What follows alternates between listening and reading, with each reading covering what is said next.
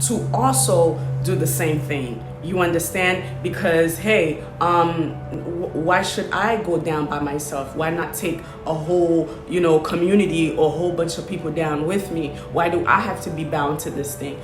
Someone did it to me, so I'm gonna do it to other people. Let me tell you something.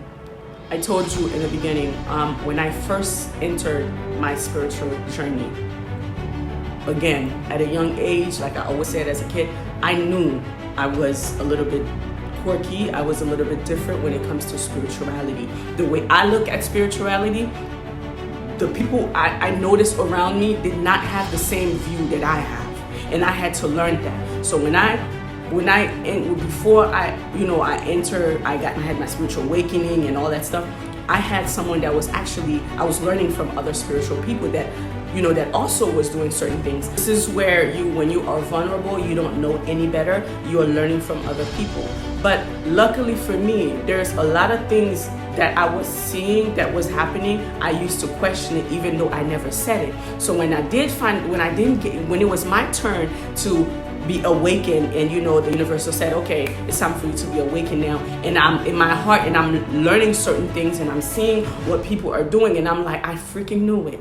I knew it. What I didn't go back to that and say, oh, I'm gonna do the same thing they've done to me. No, I told you that a spiritual person that was very respected, I had a lot of respect for, the number one thing he told me, he said, okay, well now what are you going to do? You gotta get other people. I said, no, it stops with me. It stops with me. I came here with my light, and I'm going to live with my light. I'm going to die with my light. It stops with me. Because let me explain something to you.